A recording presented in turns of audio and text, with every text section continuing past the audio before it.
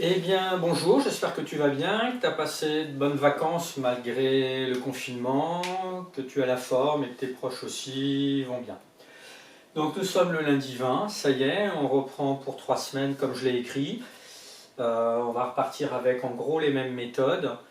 Quelques conseils que je répète, que j'ai déjà dit. Vraiment, il faut que tu cherches à comprendre sans attendre. Il y en a très très peu qui me posent des questions. N'hésite pas à me les poser en étant le plus précis possible quand tu me les écris. Autre information, si jamais encore je fais des étourderies, ça peut m'arriver, comme ça m'arrive en classe, là aussi n'hésite pas à me poser une question si tu as un doute, si tu te dis c'est curieux, bah, je peux avoir fait une étourderie. Et puis enfin, j'insiste, si tu n'as pas de problème particulier avec Internet et si tu peux utiliser ton ordinateur ou ta tablette à peu près quand tu veux, essaye vraiment de respecter le timing. Quand on a 1 heure le lundi, il faut que tu travailles 1 heure le lundi comme si on était en classe, etc., etc., le plus régulièrement possible, de manière à te mettre le moins en retard possible. Bref, comme si on était en classe. Alors, pour aujourd'hui, il y avait un exercice qui était dicté à reprendre sur les réductions.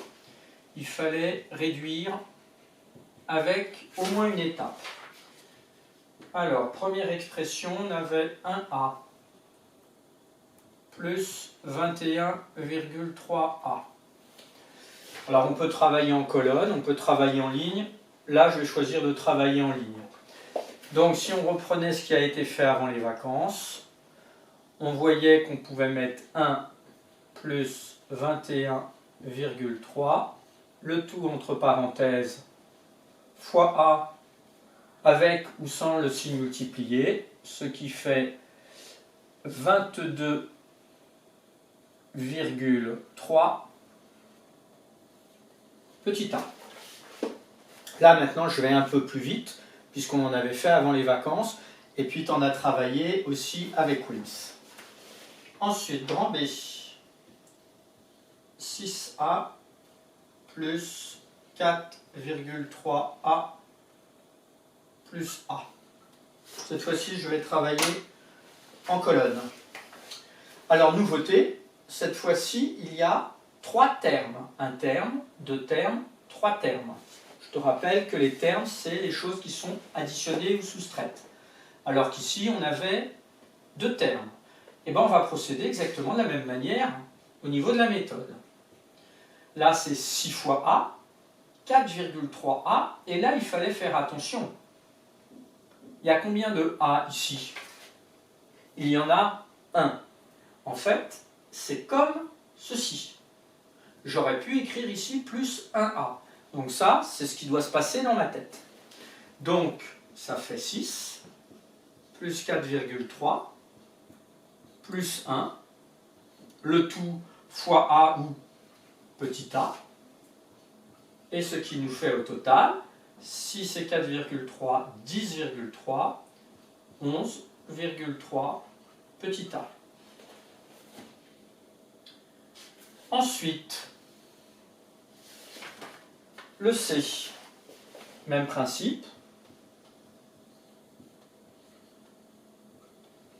mais il n'y a pas seulement des additions.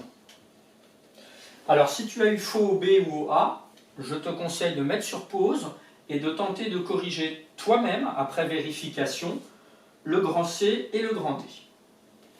Alors le grand C, eh bien on a 5, moins 3, plus 2, le tout fois A, ce qui nous fait 5 moins 3, 2, plus 2, 4A au total.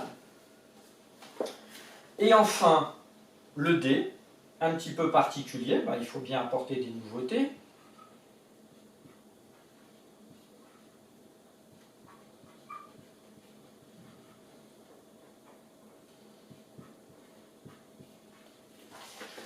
Alors là, il fallait faire attention parce qu'on a des A et on a des B. Donc il va falloir les séparer. On ne peut pas mettre comme ceci ou comme cela. Donc on va déjà regrouper les A. Ensuite on va mettre ce qui est avec des B. Là on va pouvoir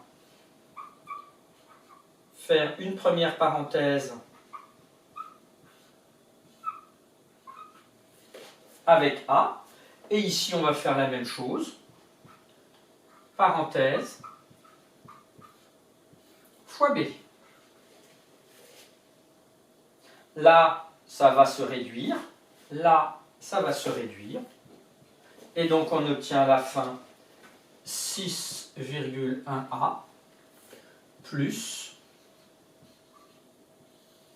8B. Et on ne peut pas réduire des A avec des B. Ce n'est pas possible. Donc on s'arrête là.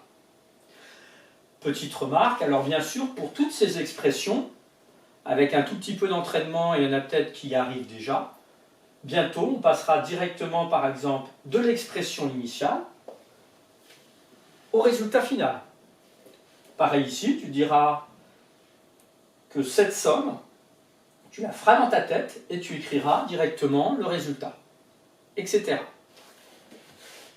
Ensuite, page 106, numéro 31.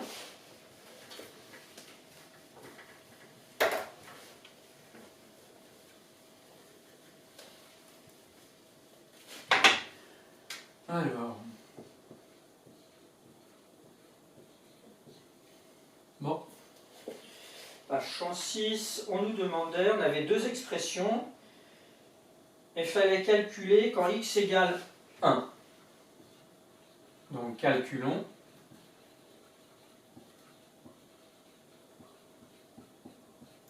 Pour x égale 1.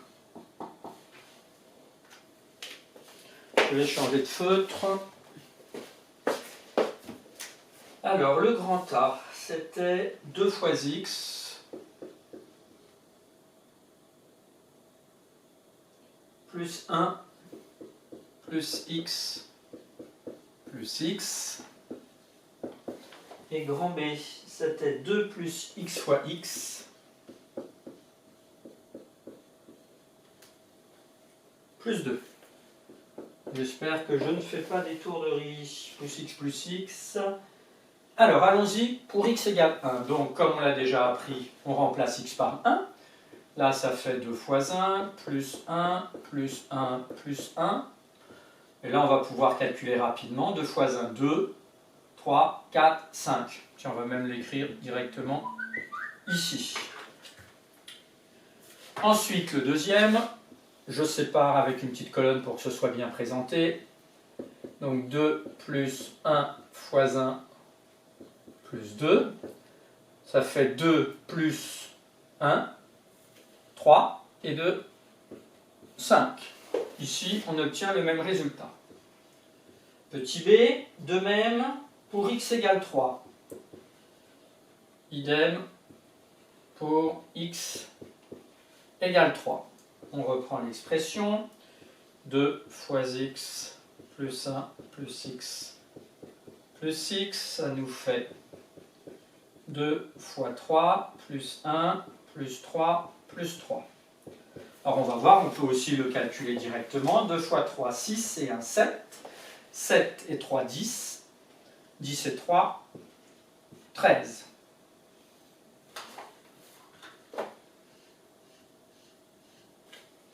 Ensuite, grand B. Donc c'est toujours x plus x fois x plus 2. B égale 2 plus 3 fois 3 plus 2. Là, 3 fois 3, ça fait 9. 10, 11, 12, 13. On obtient encore le même résultat.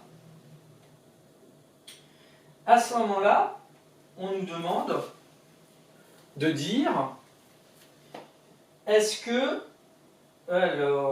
les deux expressions, celle-ci et celle-là, sont égales. Si on reprend le cours, deux expressions sont égales quand elles le sont toujours.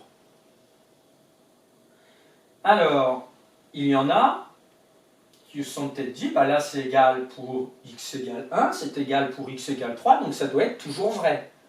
Ben, on n'en sait absolument rien. Peut-être que pour 1 ça fonctionne, pour 3 ça fonctionne, et puis peut-être que ça fonctionnerait pour 4, mais pas pour 5. Donc, on va regarder un tout petit peu plus s'il y a des choses qui s'arrangent.